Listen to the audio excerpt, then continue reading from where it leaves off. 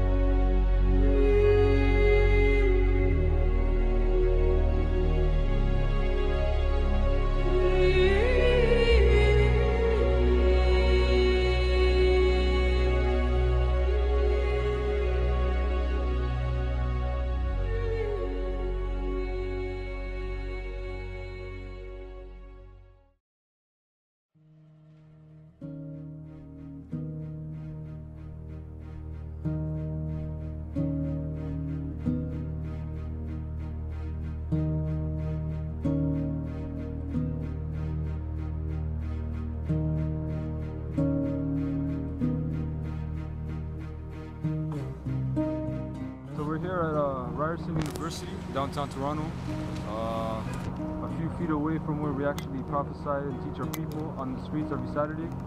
All right, and the purpose of being here for the documentary's sake is you have this guy Egerton Ryerson, which Ryerson University is named after him, and on the plaque here it says founder of the public school system of Ontario, and he's really praised as a great educator, and he was actually a preacher as well, I believe Methodist, and he's praised as founding the public school system. All right, but what people don't know about him is his participation for the blueprint of residential schools in Canada. All right, a lot of these bozos walk around here, and you know, they go to Ryerson and they think, yeah, Ryerson, but his involvement in the residential school was big, because what he did, you had the superintendent of Indian Affairs was so marveled at his expertise in education that he asked him for a report on Aboriginals, basically. And in his report, Egerton Ryerson, he basically stated he doesn't believe in, he believes in the separation of church and state for educational purposes, but when it comes to Aboriginals, he wants church and state to be amended together, you know, which basically in the residential schools, that's why they push the church on them, the religion, and he brought that out in the in his statement in the report, where he said that he wants them to experience religious feelings. All right, and we know what happened in the residential schools. You know, you weren't allowed to speak your language. If you spoke your language, they put a bar of soap in your mouth, or they might put pins in your mouth, stick them in your tongue. So if you speak your language, you know, you can't. And sexual molestation happened there, murders happened there. All right, children were buried unannounced, you know, under trees, you know, in bushes. So this guy contributed to a lot of crime and genocide in Canada. So when these people go to Ryerson and they think Ryerson, he contributed to the residential school system of Aboriginals, you know. So that's why we're here, we're documenting this, you know, for you brothers to learn, for you natives to learn. All right, they honor this guy who contributed to your downfall, to your genocide, you know, and they honor him as some type of hero, you know, because to get a statue is not a small thing, you know. So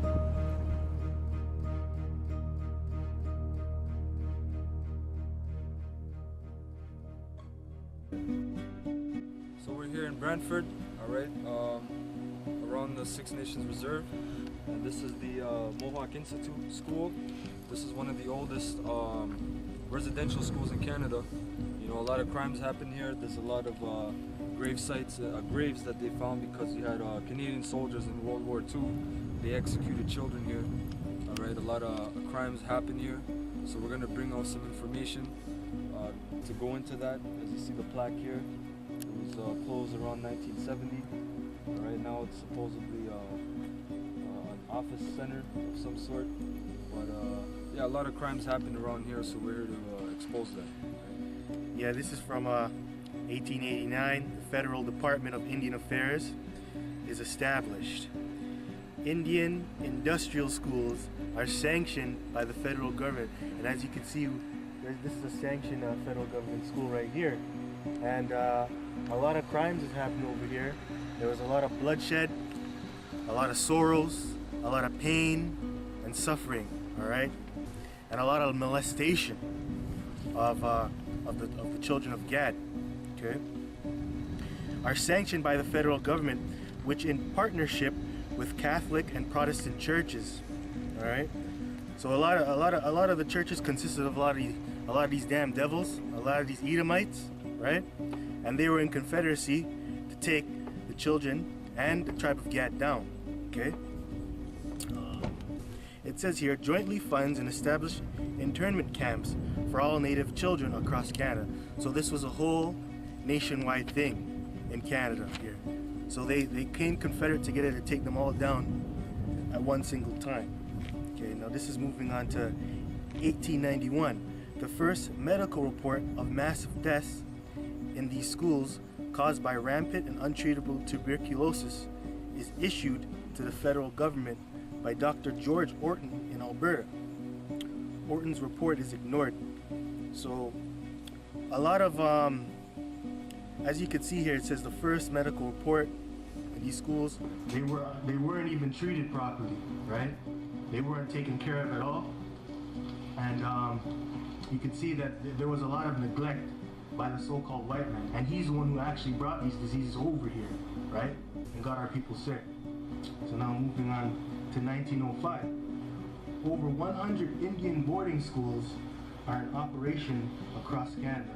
Yeah, so this was a monopoly, so to speak, by the so-called white man. He wanted to assimilate, right? You Gadites, right? And the best way to take you Gadites is by getting the children. That's why he set up these schools to cut us off as a nation, right? Because you couldn't really get the adults anyway, because they were set in their ways. So the best way is to get the children and to indoctrinate them and to cut them off from their heritage, right? Canada, 2/3 of them run by the Roman Catholic Church. Massive European immigration and germ warfare have reduced the indigenous populations in the West to less than 5% of their original number. So as we can see that white man, he uses biological warfare to attack you, all right? And it's not just physical, it's biological. So what that means is it's your body, right? So we get what? Smallpox, that's a biological warfare as well. Giving the Gadites blankets full of smallpox, killing them off, chicken pox, inflammation, all of that, all right? And going on to 1907, Dr. Peter Bryce, Chief Medical Officer for the federal government's Department of Indian Affairs, short form for DIA, conducts a national tour of Indian boarding schools to study health conditions.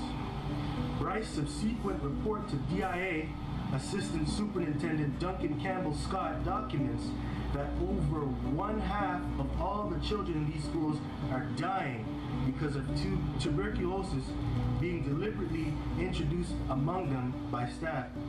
So in institutions like this, all right, the staff that was running it, they were deliberately poisoning and killing the children that are in here, all right, deliberately doing it. And now this school, as you can see, it's not even like you don't even really see it as like a school. They change it into an administration office. So what does that tell you, right? They're trying to cut your history off away from you. Okay? They're trying to ignore this and take it out of the books. All right? Bryce also claims that the churches running the schools are deliberately suppressing evidence. As I just said, right? They're suppressing it and they change it into a damn administration office, right? And statistics of these murderous practices. So this is March 1919. It says, despite soaring death rates in the Indian boarding schools, now called residential schools, under church pressure, D.C. Scott abolishes all federal medical inspection of these schools by terminating the position of head medical inspector, showing you that they destroyed the records. And when they destroyed schools like this, where they shut them down, all the records and all the files and of all the Indians that they had, they destroyed it. They destroyed the evidences because a lot of lawsuits were going on. This is April 1920. A federal law is passed making it legally mandatory for every Indian child across Canada, 7 years and older, to be incarcerated, because this is really a prison. It's not a school. You know, these aren't students going to school here. This is prison, man. As you see here, you got the field here. You never, you know, there could be bones and kids that got buried here that got killed, because there was a 50% death rate in all these schools. So where all these kids get buried? You know, you have all these, they just buried them and didn't care. You know, so a lot of molestation happened. You know, they raped the children, they killed them. You know, so a lot of wickedness happened on this land here. And the main force that was responsible for taking these children and making sure they went to the schools was the RCMP. You know, and if a child ran away, who was to bring that child back was the RCMP. You know, if they went back to the village, the RCMP would go to the village and they would take that child back and bring him back to the school. You know, it says non-cooperative Native parents face imprisonment and heavy fines. So if you didn't put your child in the the slaughterhouse called residential schools, you were put in prison and fined. The number of death rates due to tuberculosis among Aboriginal people will triple in the following decade. 1925 spring, the United Church of Canada is established by federal act of parliament to Canadianize and Christianize the foreign-born and heathens. The church is a financially supported arm of the English crown and inherits all the residential schools and stolen native land held by the Methodist and Presbyterian churches, man. So all these schools, the Anglican, a lot of them were responsible for the madness that happened, mainly the Roman Catholic Church too. You know, so we're here and we're filming and we're documenting this, you know, to show you the truth about the genocide that Canada committed against our people.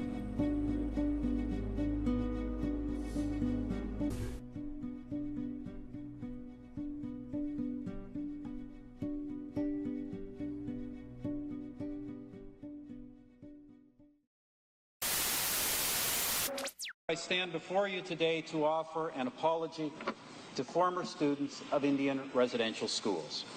The treatment of children in Indian residential schools is a sad chapter in our history. Two primary objectives of the residential school system were to remove and isolate children from the influence of their home, families, traditions, and cultures, and to assimilate them into the dominant culture. These objectives were based on the assumption that Aboriginal cultures and spiritual beliefs were inferior and unequal. Indeed, some sought, as was infamously said, to kill the Indian in the child. Today, we recognize that this policy of assimilation was wrong, has caused great harm, and has no place in our country.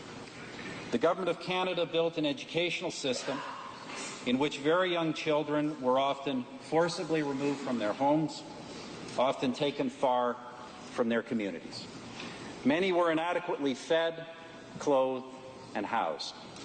All were deprived of the care and nurturing of their parents, grandparents, and communities. First Nations, Inuit, and Métis languages and cultural practices were prohibited in these schools. Tragically, some of these children died while attending residential schools, and others never returned home. The government now recognizes that the consequences of the Indian residential schools policy were profoundly negative, and that this policy has had a lasting and damaging impact on Aboriginal culture, heritage, and language. While some former students have spoken positively about their experiences at residential schools, these stories are far overshadowed by tragic accounts of the emotional, physical, and sexual abuse and neglect of helpless children and their separation from powerless families and communities. It has taken extraordinary courage for the thousands of survivors that have come forward to speak publicly about the abuse they suffered. It is a testament to their resilience as individuals and to the strengths of their cultures.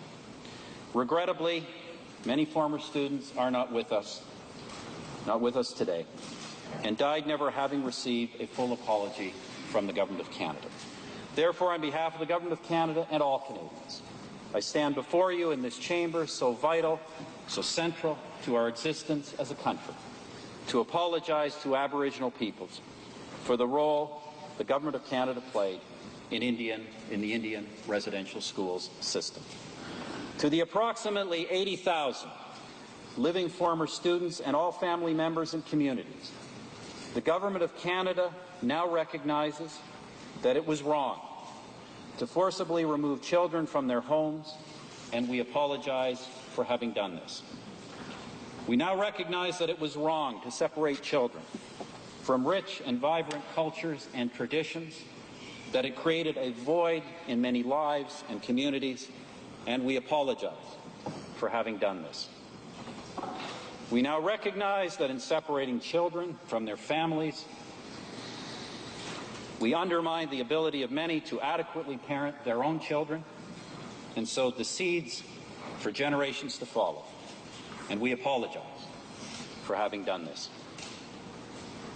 We now recognize that far too often these institutions gave rise to abuse or neglect and were inadequately controlled, and we apologize for failing to protect you. Not only did you suffer these abuses as children, but as you became parents, you were powerless to protect your own children from suffering the same experience. And for this, we are sorry. The burden of this experience is properly ours as a government and as a country. There is no place in Canada for the attitudes that inspired the Indian residential school system to ever prevail again. You have been working on recovering from this experience for a long time. And in a very real sense, we are now joining you on this journey. The Government of Canada sincerely apologizes and asks the forgiveness of the Aboriginal peoples of this country for failing them so profoundly.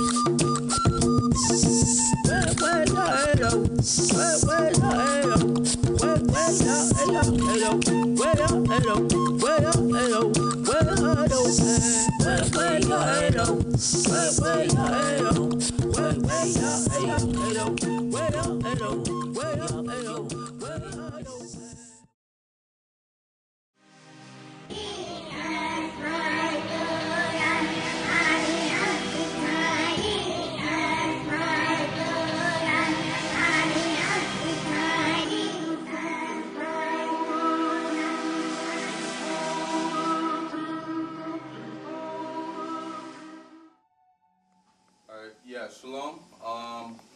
So today we're going to get into the residential schools. Alright, this lesson is going to be residential school horror stories. Alright, because a lot of atrocities were happening in these institutions. Alright, which was basically, like we'll read, is, a pedophile ring, murders, that was done by the church, the state, and the Queen of England, which Canada is guilty of all of these things. All right, and so I'm going to read from this book called Hidden No Longer, and this is page 77. All right, it says, according to an eyewitness and survivor, Willie Sport, the principal Pitts was trying to kill us. I was the only kid who survived. Pitts took 8 of us and he fed us this canned meat. He didn't give it to anybody else. Then we all got sick with the TB, right? Every other boy died, but my dad broke into the infirmary and got me out and took me to my grandfather, who was a medicine man, who sucked the black poison out of each of my lungs 3 times, then spit it out. I seen it, but all the other kids died thanks to Pitt. All right, this was March 28th, 1998, Port Alberni, BC. All right, out there in British Columbia. So now we're gonna jump down to page 78. All right, a second murder by Principal Cladwell. All right, so this is another head of one of these schools.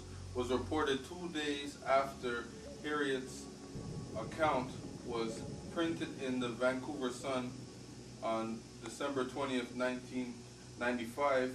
Archie Frank, an elder of the Hatshawat, British Columbia, and former inmate at the United Church residential school there, told Vancouver Sun reporters how he watched Cladwell beat a child. Yep. Yeah, so this is told from the Vancouver Sun reports how he watched Cladwell beat a child for taking a prune out of a jar. The child, Albert Gray, died the next day. All right, so he got beaten to death, man. A severe beating, man. He got strapped to death just for stealing one prune. Cladwell strapped him to death, beat the shit right out of him.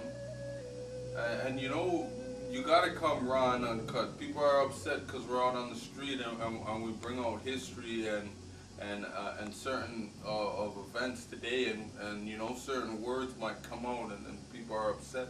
Well, guess what? You know, the victimizer or you know, the bystander, guess what? He doesn't know what the victim's going through. All right, you're gonna tell someone who just witnessed that. Oh shoot, you said shit. You know, come on, man. You wouldn't want if someone died in front of you like that. You know, you don't want someone coming up to you. Hey, don't speak like that. Blah blah blah. You know, beat the shit right out of him. The day after he got strapped so badly he couldn't get out of bed. The strap wore through a half-inch of his skin. His kidneys gave out. He couldn't hold his water anymore. They wouldn't bring him a doctor. I don't think they wanted to reveal the extent of his injuries. December 20th, 1995, Vancouver Sun. Alright?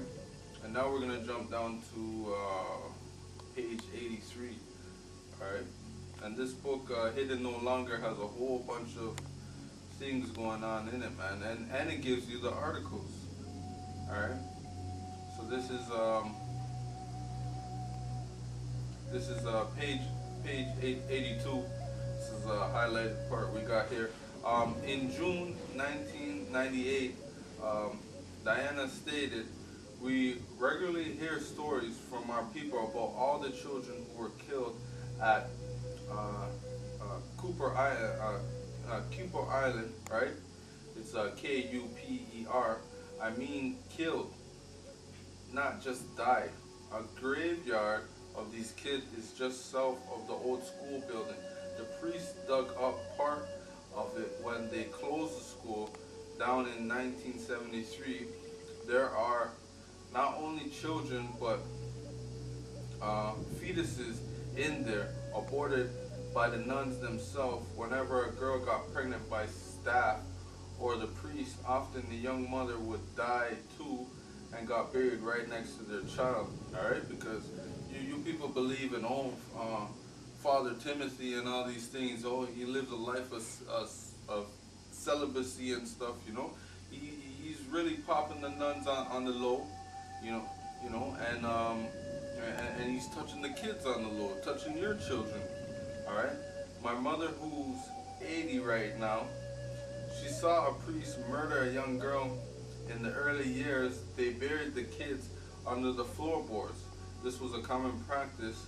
We've asked the RCMP to investigate these graves, but they always refuse, even though we've documented 35 different murders over a 7-year period at the school.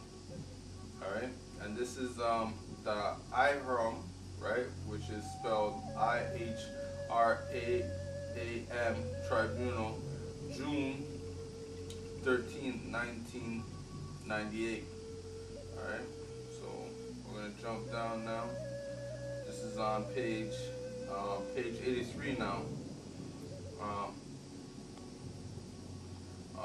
Martin McFarlane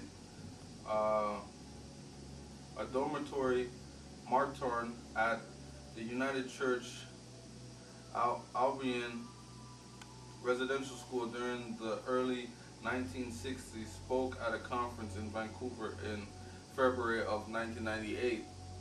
We all had to carry a prescribed leather belt and use it whenever a child spoke out of turn or in their language. Alright? If we didn't draw blood, we were reprimanded. Often I'd see 5 and 6 years old beaten unconscious and then thrown into closets for days without food or water. We'd open the door and sometimes find a little corpse. Then we'll have the janitors get rid of the body, usually out back in the hills.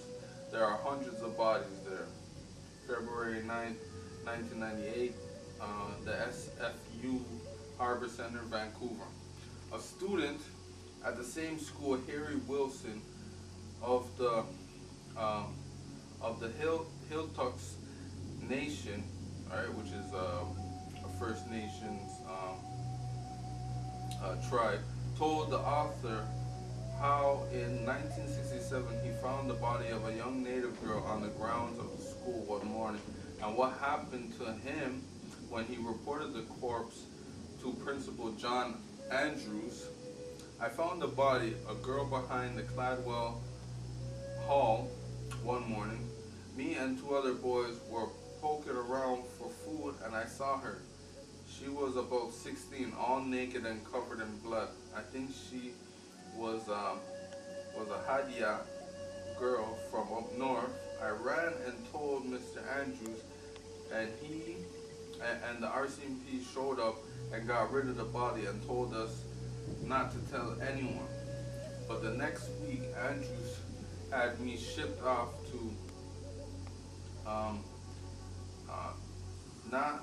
Nanamo Indian Hospital. No reason, just one day. They held me there for months. I was all strapped down in a bed and a padded cell.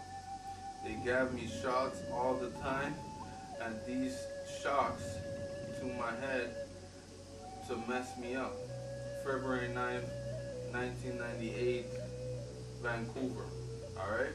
So they were giving him injections, alright, with, most likely psychotropic drugs, shocks to the head to, to build that, like all the experiments of MK Ultra, that's what they were doing to our people. Alright? Go down to 129. And, yeah, this is what a lot of people don't know. Even McGill University is responsible for doing,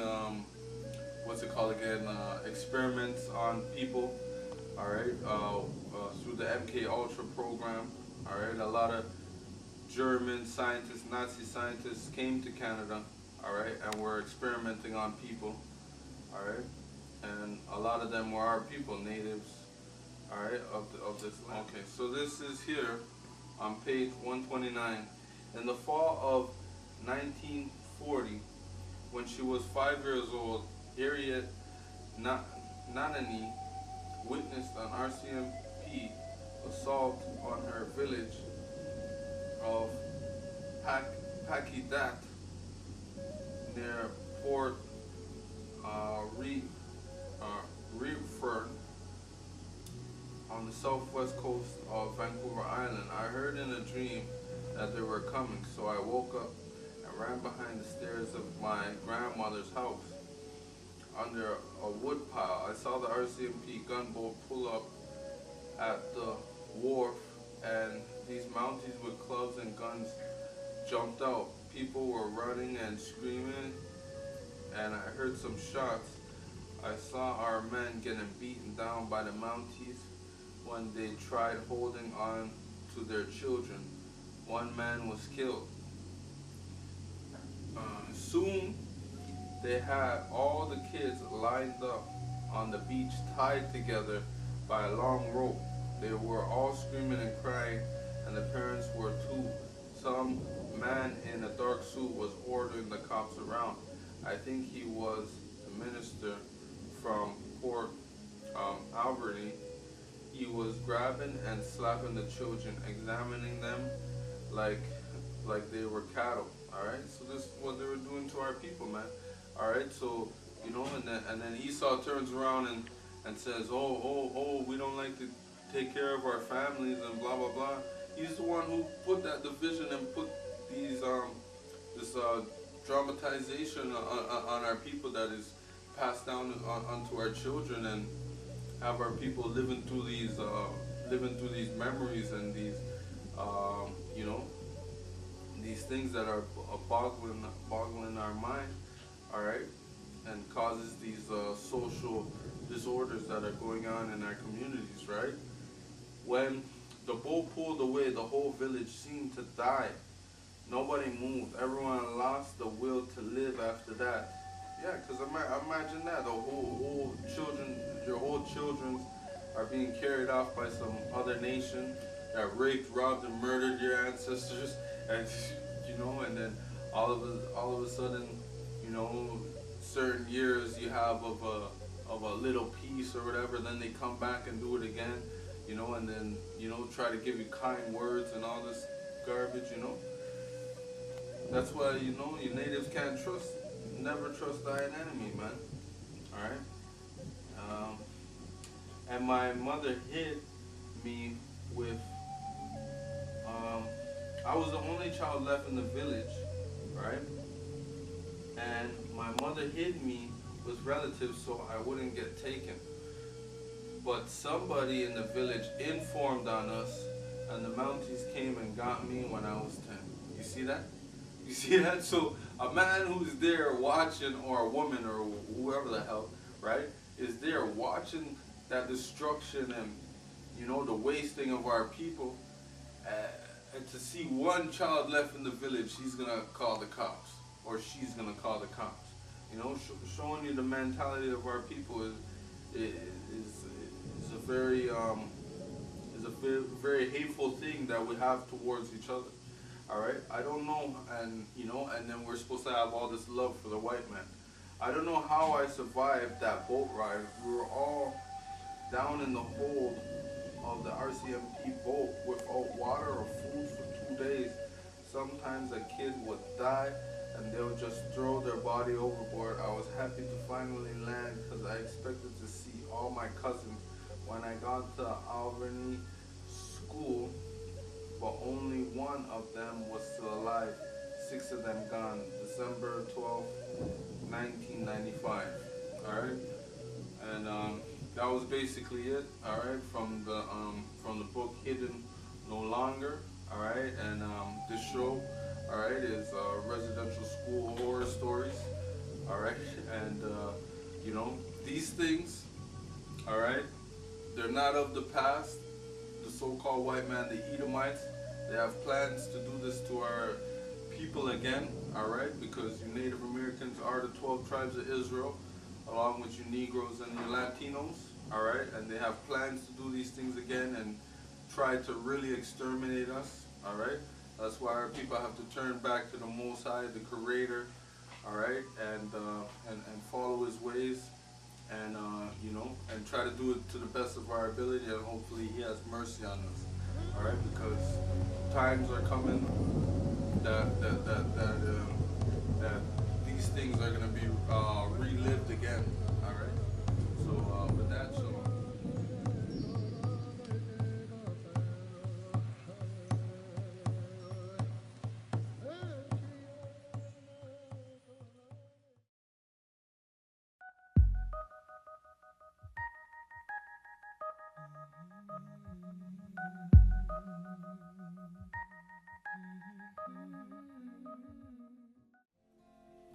Okay, so this part of the documentary now, we're going to deal with the sexual sterilization acts and medical experimentation that occurred upon our people, because you had a lot of medical experimentations and really basically torture that happened to our people.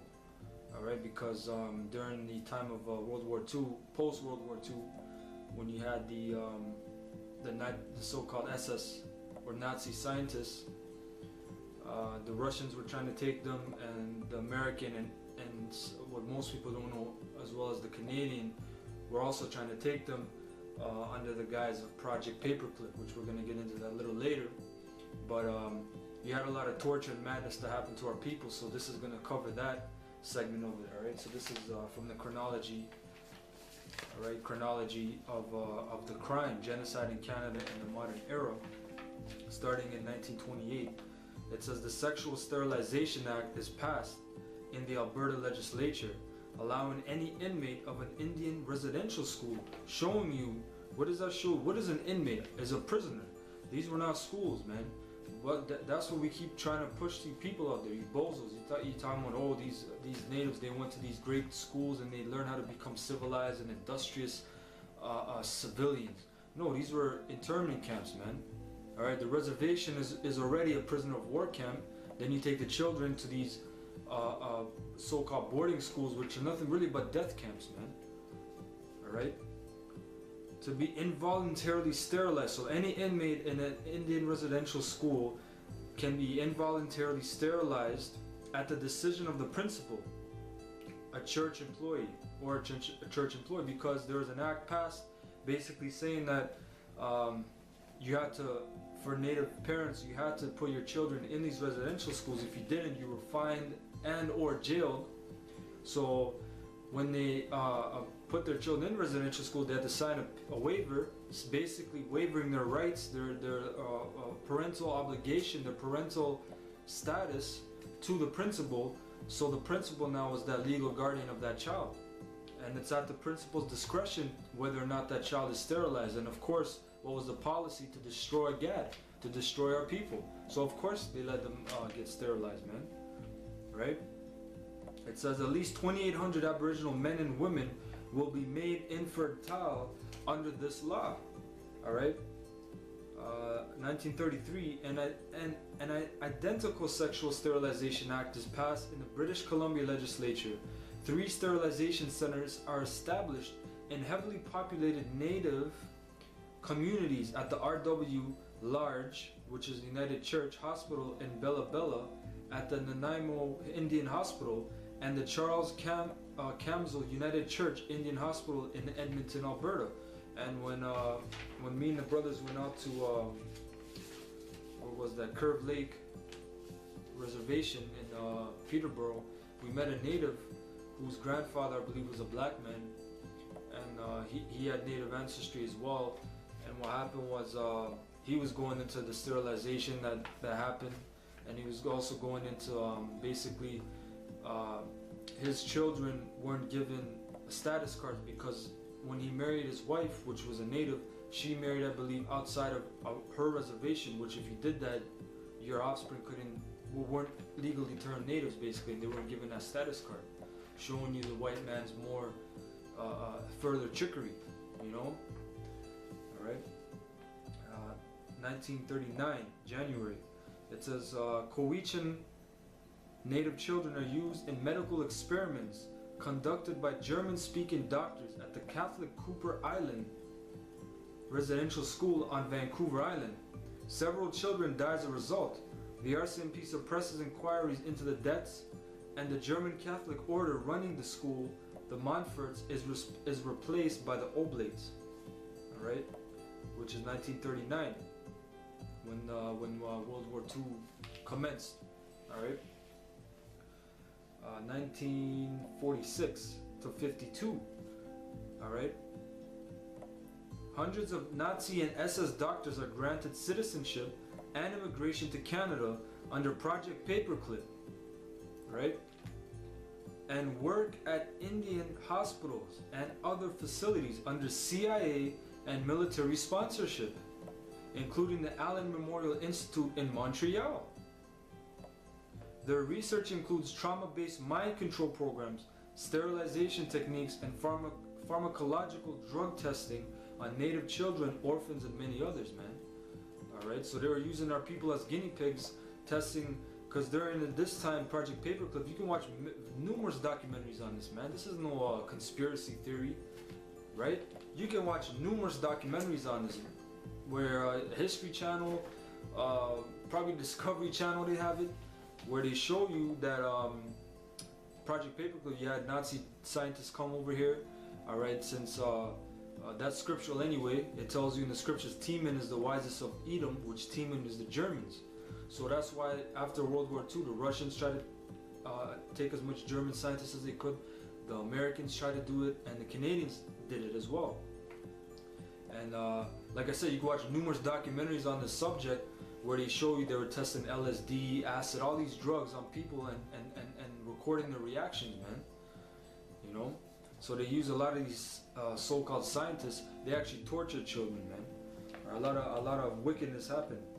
All right, so this is 1956 to 58. Survivors of one such program at the Lincoln Park Royal Canadian Air Force Base in Calgary, Alberta, describe a doctor with an SS tattoo number on his arm torturing children to death, including Aboriginal children brought by RCMP officers from local reserves and residential schools. Showing you these fucking piece of shit RCMP officers, man. That was their role. That was one of their major roles during this time of basically of genocide, man. All right, because it wasn't cultural appropriation, trying to assimilate. Cultural assimilation, they destroyed you, man. All right, you can say one thing about, okay, destroying your culture and then teaching you the white man's ways. They destroyed you, man. They destroyed your culture. All right, then they destroyed your psyche.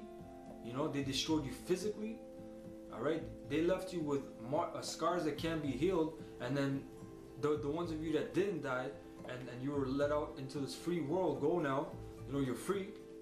You know, you have children and you don't know how to properly take care of your children. You weren't taught, you weren't raised in the ways of your elders, of your heritage. You're all messed up in the head. And from that one generation of those children that experienced that horror in the residential schools, they pass it on to that first generation of their children. All right, they're running wild. That's why you have all kinds of crazy native gangs out there. That's why our people are all messed up in the head. They don't know what to do. They don't know who they are. Right?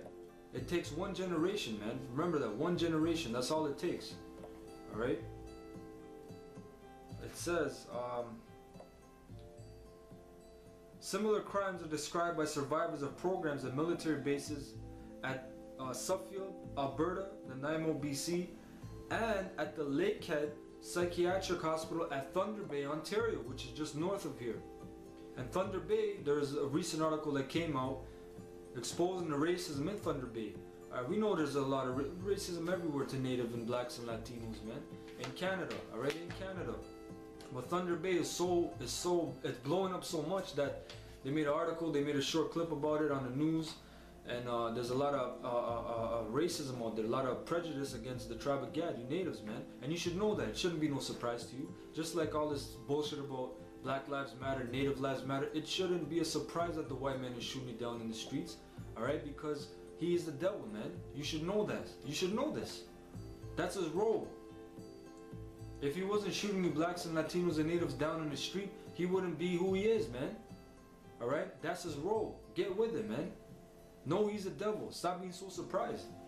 Alright, so in Thunder Bay, a lot of racism is out there, man. Against you natives, man. Just like everywhere. Alright, so you better wake the hell up, man. Alright, so this is we're gonna go into the book now. Hidden No Longer, page 102. Under sterilization, it says involuntary sexual sterilization of Native men, women, and children occurred within Canadian residential schools and Indian hospitals and was legalized and legitimized in provincial laws passed in Alberta in 1928 and British Columbia in 1933. At least on the West Coast, sterilization efforts aimed at Indigenous people tended to be concentrated in areas where natives still occupied valuable lands and resources and had resisted Christianization and assimilation. Indeed, according to eyewitnesses, one of the primary reasons for being forced to undergo sterilization as an Indian was failure to attend a Christian church or from marrying a traditional, example, non-Christian Indian. Sarah Modeste is a Cowichan native woman from Duncan, BC, who was forced to undergo an involuntary sterilization in 1951 after after she married her husband Freddie, a traditional elder who lived on his own land and not on the reservation. And this is the quote: Dr. Goodbrand from the King's Doctor's Clinic in Duncan heard that I was going to marry Freddie, and it made him furious. He came to me at my home and said, Sarah, if you marry Freddie, I'll have to do an operation on you. I didn't know what that meant. I was not even 20, but it scared me and I tried avoiding him. But the next year after Freddie and I got married and I was pregnant with our daughter, Goodbrand was the only doctor I was allowed to see. Since we had to live in my folks' home and we couldn't go off the reserve, so when I gave birth, it was Goodbrand that delivered her. Alright. And it says, when I woke up, I hurt really bad and I couldn't stop bleeding. I found out later that my tubes had been tied. I couldn't have any more children after Goodbrand did that to me. But that's normal around here. That happened to a lot of our women. Even in the 70s, it was still going on. It says, I remember Dr. Goodbrand telling me that he was getting paid $300 by the government for every Indian woman he sterilized. This is from August 12, 2000. Alright? So, sterilizing traditional natives is not only a crime of the past. Near Nanaimo on Vancouver Island lives a traditional elder of the Chemainus nation who still occupies the land of his ancestors. He is a sovereigntist who does not recognize the Indian Act or Canada's authority over him, and his family has paid the price. He has requested anonymity. This is the quote: our family are all blue bloods. The CM of this land. You call us royalty, I guess. The government and the missionaries have always tried to wipe us out. That's why they sterilized both of my sons. They got my eldest son when he was just 4 in 1975. The cops took him to Victoria General Hospital and they fixed him there so he couldn't be a father. The second son they fixed in 1981 when he was 9. Both times the cops grabbed them when I was away. It was Dr. Bowen Roberts and Dr. Bonker who supervised the operation. They were both Indian Affairs doctors working for the government. It says they're friends with the Harris family on the reserve who are descended from the slaves and sellouts who the whites made the chiefs. Meaning that a lot of times in this book that Kevin and Ed brings out is when you had the natives dwell, you had the outcasts, the slaves, the criminals. They were outside of the village. They were, the outcasts basically. And when the white man came and tried to take over the traditional elders, they wouldn't give up the land. When they killed those elders or the disease took them or whatever happened through process of time with the white man, he took those outcasts and those slaves and those criminals and he made them the chiefs and tried to say, yeah, they're the traditional and they're the descendants of the old traditional chiefs, but they were bums basically, because you have bums of our people too, man. You got bums of Israelites too, but they weren't obviously the chiefs. They got to pay out, and that's the descendants of a lot of these chiefs today, man. That's why these crackers say, oh, these chiefs, you guys get so much money and why you guys complaining and it's your fault because you guys are mishandling the money and the funding and our valuable tax money. But these guys, man, they're not descended from good stock basically. They're Israelites, but they're basically the wicked Israelites, man. Because it tells in Isaiah, the leaders of this people cause them to err, because you got a lot of our people that are wicked, man. But we still are. Guess what, white man? Alright, so-called white man, we are still God's chosen people, man. We are still the Israelites. Yasharallah, he's a prince of God. He's a prince of the power, man. You can't do shit about that. But that's just to answer that little point, that you always bring out. The mishandling of the funds, and these guys are so messed up. A lot of these chiefs, man, they're not descended from the traditional chiefs, from that lineage. And then you want to throw more factors. Let's go to residential school. Let's go to all these things, man. Let's go to all these factors. Let's go to colonial syndrome. There's more things rolling downhill, man. The snowball keeps getting bigger. All right, because you mess up our people to where, a little money here and there pays the bills, feeds the kids. It says, I also heard that local doctors were sterilizing Indians right in Duncan. Dr. Stiles and Dr. Henderson right on Ingram Street. It's all out in the open, but nobody talks about it. May 18, 2005. Alright, this is all recent stuff, man. It says the Nanaimo Indian Hospital was not only an experimental laboratory to infect Indians with tuberculosis, but a sterilization center as well. Ethel Morris from Brentwood Bay near Victoria was only 6 in 1952 when she was imprisoned in the hospital and eventually sterilized there. And so they brought me in and shaved off all my hair. I was put on ward C with 3 other kids. They strapped me down with a canvas vest. They called it a restrainer. They kept me there like that for weeks, maybe months. I was never let outside once for maybe 3 years. Alright? It says they were doing experiments on me for sure, because after these shots that made me sick, the doctors would come in and poke me and scribble stuff down. They gave me this amber drink twice a day and it tasted really bitter. The nurse called it PAS, P-A-S. All the kids had to drink it. Later when I was 20, Dr. Morgan in Victoria told me I couldn't have children. He said there were all these scars on my womb. I remember this creepy old man who ran the Nanaimo hospital, Dr. Campbell. He was always prodding me in my he was always prodding me in my privates, so maybe he made it so I couldn't conceive. None of the others who were in the hospital can't have kids either. Alright? Showing you this white man. But like I said, why are you native surprised? Alright, he is the devil. You should know that by now. The word devil is Spanish diablo, which means deceiver, or the evil one. Alright, you should not be surprised at this man. Alright, that's his role to play on the earth.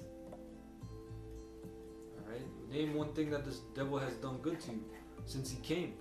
Alright, so this is page 174 under massive trauma and experimental mind control. So this is going into what I was talking about earlier about basically a lot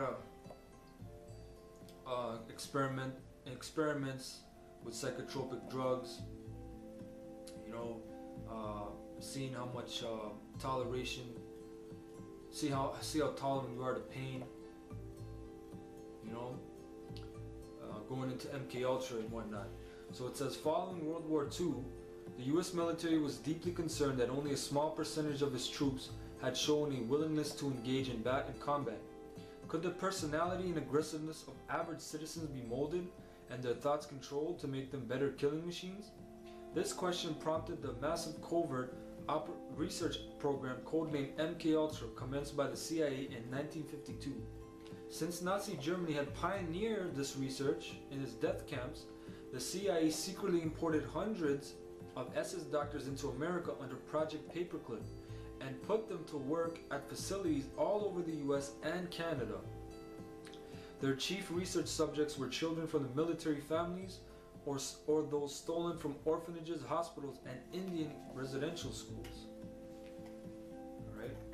It says, one of the main purposes of these experiments was to test the limit of human endurance to pain and torture, and to assess how trauma affected the ability of people to think and act under duress.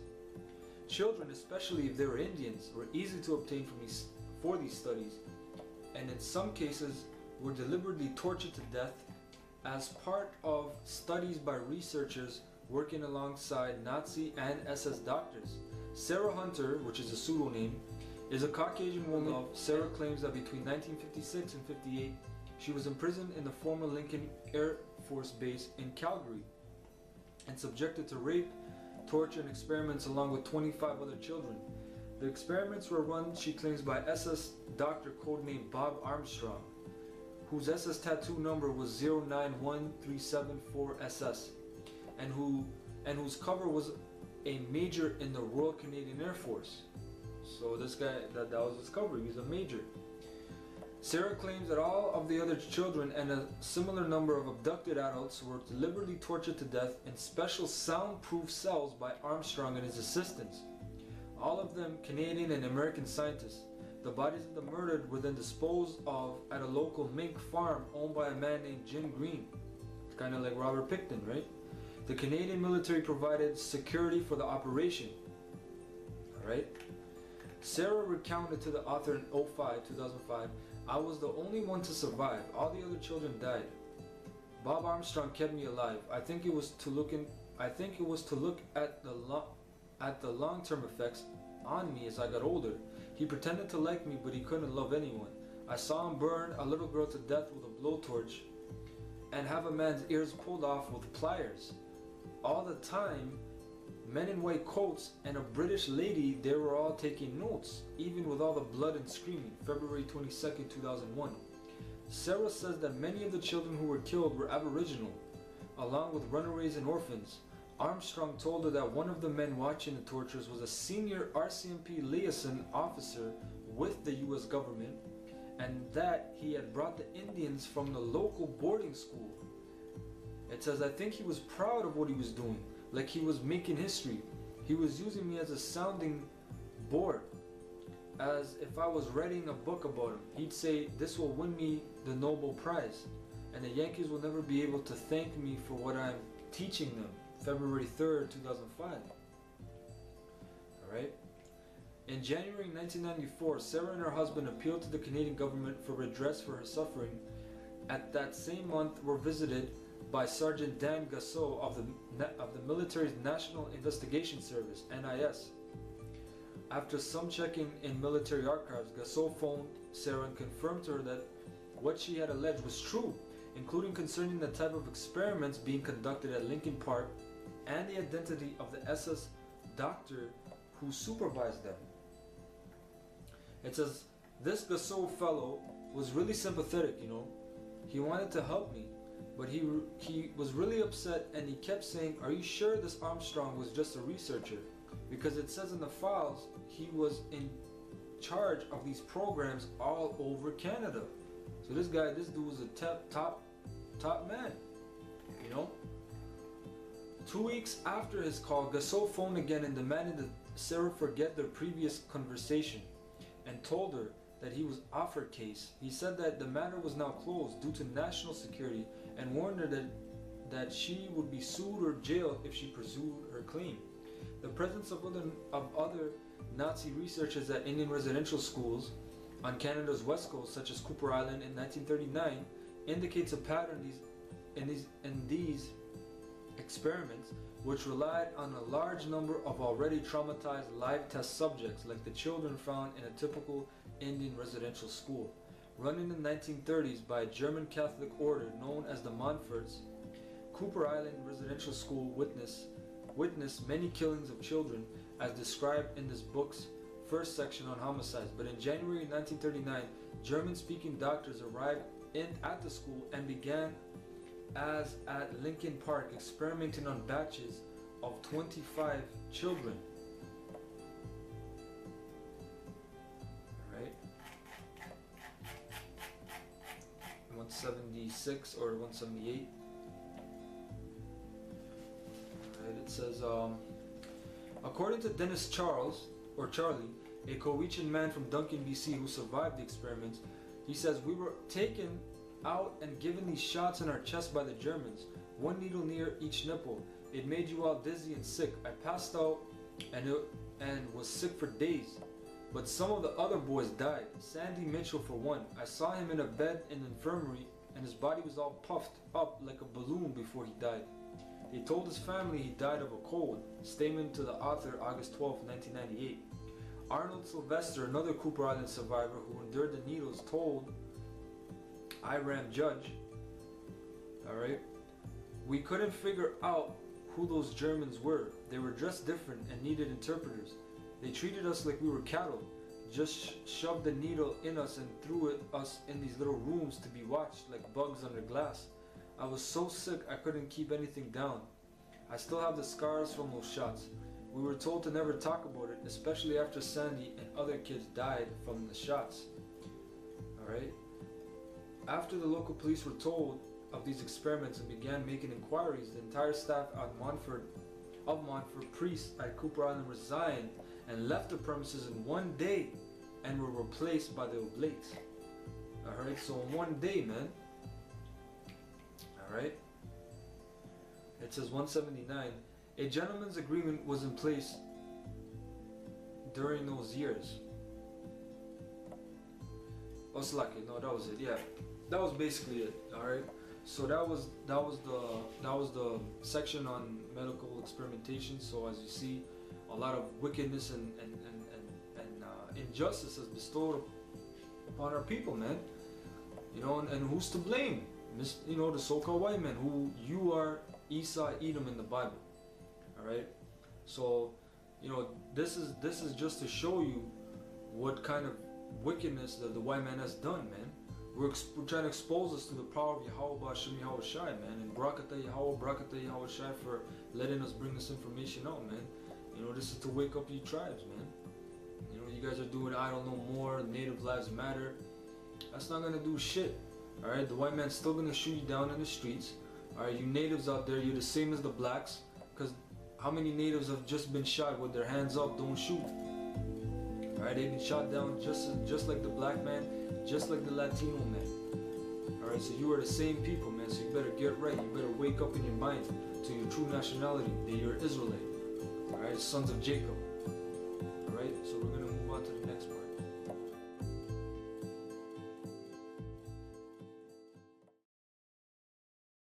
Yeah, shalom. This is Brother Kapayam from GMS Toronto. I'd like to say all praises to Yahweh Bashem Yahweh Shai, double honors to the elders of Great Millstone. And yeah, so with this video, alright, if you have watched, I advise you to watch from the beginning to the end. We're going into the history of the Native Americans, alright. What a lot of people don't know is that they're the most incarcerated peoples on this landmass that is called Canada today, alright, in the foster home, in the prisons, alright, along with the blacks, alright, and the next so-called minority to come up in the ranks is the Latinos, alright, and basically through our trips on the reserve, alright, it was just basically giving us more in-depth thoughts, talking to certain people, seeing their perspectives on certain things, seeing the oldest residential school in Brantford, where a lot of what's it called again, atrocities and murderous acts happen at the hands of the Catholic Church and the so-called Crown of England, the Queen, alright, which a man by the name of Kevin Annett, him and some other people, they put out, I believe it's a civil lawsuit in the courts for them to arrest the head of the church, the Queen, and Stephen Harper, alright, and you know, he has the intelligence enough to know that basically he can't do that. You know what I mean? But it's just to put out that these people are wanted for war crimes. Alright, so these people that are here in this country are people, Negroes, Latinos, and Native Americans, that really believe that this country is you know, like we like to say, you know, maple syrup and hockey and igloos and, you know, and snow cones and everything's all nice. All right, they're gonna get a real rude awakening when these war crimes come to their doorstep. All right, because of a lot of our people, they open up the paper, they see, Native Americans protesting because mercury's in the water, you know. So when mercury comes in your tap now and affects your children, you're gonna have to do something. All right, and the only option for our people, all right, for their survival is to come back to the words of the Heavenly Father. All right, and a lot of things are going on in this country and around the world that is drawn towards martial law. All right, and when you read certain documents of the Canadian military, they put Native Americans as terrorists, along with Arabs, along with Tamil Tigers, all right, and along with other so-called terrorist groups that are going on. So our people are going to have to get ready for these things that are going to come, all right. And with that, I'd like to say shalom, all right, and Kwame Ashal. Shalom. Kanawak from Toronto camp. Like to say our praises unto Yahweh Hashem Yahushai. Double honors to the apostles of Great Millstone, and peace and blessings to the brothers out there on the highways and byways doing the work. My perspective on Gad as the atrocities, what's been happening on them, it's the how I feel. I feel, as I feel bad for them, you know what I mean? Because there are people, but because they broke the laws, statutes, or because we broke the laws, statutes, commandments of the Heavenly Father, we're paying, and some of the atrocities, what happened to them, like smallpox, the residential schools, the reservations today, and certain other things, the whole on their reserves, like where they don't have proper like living, water,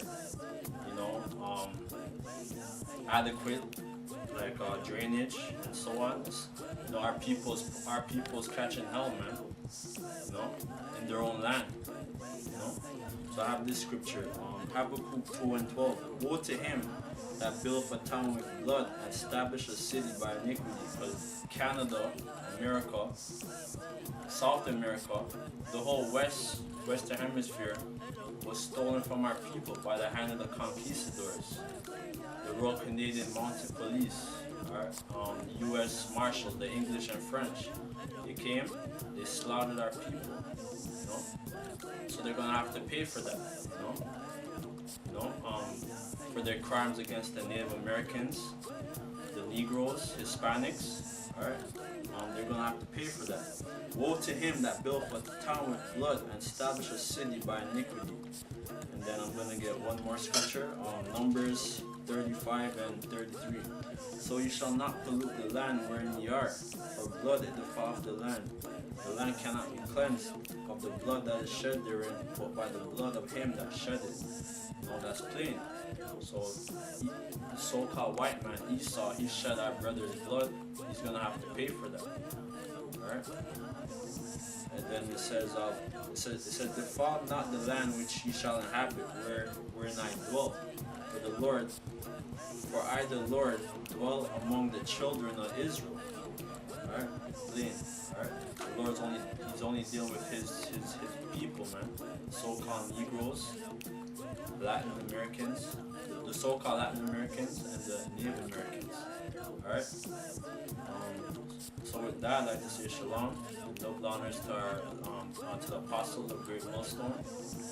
Shalom to the brethren around the four corners. Shalom. This is Brother Howard of the Toronto Prophets. I'd like to say Kwame Ashwala to all the brothers. Stay strong in the spirit, keep doing the work. The water to all the elders for the truth, man, the water. And Barakatah Yahweh, Barakatah Yahushai. The brother actually to speak basically on the condition of the Gadites, which is basically the topic that's been on our minds since we actually came on here to prophesy, because we're actually in the land of Gad. So for me, as a Benjamin, I actually felt the pain of the Gadites from the beginning of the truth, because I can feel what they're going through. You understand? And I've known a lot of Gadites growing up, and they're actually very good people. So to see the condition of them, and then to find out the truth mixed with the history of what they've been through, that just made me mourn for them even more. because the brothers, well, I never went on any of the excursions with the brothers, like to these different parts of Canada to go and check out different places that they live, reservations and stuff. But just on my own studies, man, that I see, like the Gadites went through hell, man. And for all the brothers that are out there doing the work, who are Gadites, you know, shalom to you, man, because you brothers are super strong in the spirit. But coming back to Esau, man, and what they did to the Gadites on this land, well, guess what? That's why the scriptures talks about payback, man. And it talks about Gad. Troops shall overcome, but you shall overcome in the end. Because guess what? What you went through was straight up, you got demolished, man. You got overcame by the so-called white man. You got put down all over, throughout North America, man. Not only in Canada, all the way going into the United States, man. So, just touching on the subject a little bit more, going into residential schools, just through the studies of what the brothers have done, the videos that I've watched, man, straight up horror, just horror, man. Like, I don't even, like, I get speechless because it's more, I can't believe that's what they did, and then they still walk up and down like everything is okay. That doesn't make any sense, because the Gadites just went through that just a couple years ago. It's not even that far in my mind, because a lot of the residential schools have just been closed down a few years ago. And they're still going through the effects of what the residential schools did to them today. So that's why when brothers see the Gadites come up to the camp, we're not harsh with them, we're not rash with them, because we know their condition, we know the position that they're in. And it's straight up tribulation, it's agony of the spirit. And talk about some of like the stuff that happened in the residential school that you're aware of. Like well, I know about the electrocution. They used to electrocute the Gadites. They used to electrocute them for believing in the Edomites' way of thinking, their religion basically, because that's what they were pushing. They were basically pushing on them their religion and trying to get Gadite out of their ways. Well, that's why they, I know they cut off their hair. They used to cut off Gad's hair and give them westernized clothes, let them wear like suits, you know, dress pants and dress shirts and stuff like that, just to indoctrinate them into the Western way. So what I know, they basically, they took their heritage out of them and gave them that Western doctrine. I heard about the electrocutions, I heard about beatings, I heard about the rape. Yeah, stuff like that. Yeah. So, what do you think that like contributes to today's condition? Like when you see them out there, and the cycle of it, does it have long-term effects on it? Yeah, Khan syndrome. This was just, the residential home was basically the Gadites with Lynch syndrome for that long term. So the long term has affected them. We see with our own eyes, but that was the whole reasoning behind these residential schools, to get the kids, not the parents. These Edomites knew that the parents were already lost. Their life has already been extended, and you can't put new wine in the old bottles. So they attacked the kids because they knew the kids would grow up in that way, and that would be their new norm. That's the only thing they would know. And if they did have remembrance of their old ways, well, they'll just beat that shit out of them, right? They'll just beat that shit out of them. And we already know that the people who ran the residential schools were a bunch of homosexuals, so they were popping little boys. These women were raping little girls. Like, it was a whole bunch of madness, right?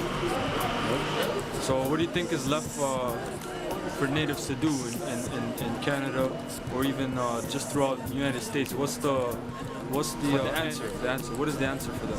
Yahweh never shy, man. It's true. Because if you watch the other brothers who've woken up to the truth, they'll tell you about the conditions that they were in before the truth. And then you see them now, and it's just like the Most High just built up their spirit to come out of all of that, man. Because with all the drugs that the Gadites take, they drink, they sniff glue. I'm just telling you a few things. They drink mouthwash, they drink alcohol, rubbing alcohol. All these things have destroyed them. So if you're not strong within your spirit, you can fall into that cycle easily, man. So this truth is the only thing that I feel that can help the Gadites, man, and all the brothers in Israel, because the Lord said that He's the comforter. So the only way for the nation of Israel to be comforted or to be healed is to come back to the truth. I know that's the way I was healed. So that's the only ointment that I would have for the brothers, is to come back to the truth, man. Because guess what? We still go through tribulation, but we actually know how to deal with it now. So I would say for all the Gadites that see this, and all the brothers in Israel, man, take time with God, because we know they've been through hell. And to all the Gadites, study the truth, man. Like, come to the truth, know who you are, and remember that the Most High said, you shall be overcome by a truth, but you shall overcome in the last, man. A truth shall overcome, but you shall overcome in the last, man. So the Most High is reviving exactly. people, basically. And you see that with the brothers who are on the highways and byways, who are Gadites also. Reuben, the Seminole Indians, even going down to the brothers who are Mayans, the Aztecs, we're all one, man. Judah, Benjamin, Levi, all of us, Naphtali, we're all one. So the Most High is just reviving. And we actually, a couple years ago, the brothers were actually getting into the Latin tribes. Well, it seems like the Spirit's on us now to get on the Gadites, man. So it's time for them to wake up. As soon as you see we got on the Latin tribe, you see more Latin tribes getting into the truth. So it's just that time for the Gadites to wake up, man. We're gonna push that truth to the Gadites, man, because you're the Lord's chosen people also, man. And you did a lot for the nation of Israel. I pray for wisdom, and I pray for power, and I pray for being ready in the final hour, and I pray for those who keep judging ministry, and I pray for my friends. The toast those who set trip, accepted it's not your average electric age guy with peanut and day by. Cause I write to let it out, then forget about. For the future age, when visions fade within me, sick of the rage, I just simply made a decision to rhyme on the rhythm and division of time, down an image in the vision of mine, eternally I. It'll never be the same, we are unstoppable by the obstacles, impossible possibles. It'll never be the same, we are unstoppable by the obstacles, impossible possibles. It'll never be the same, we are unstoppable by the obstacles, impossible possibles. It'll never be the same, we are unstoppable by the obstacles, impossible possibles.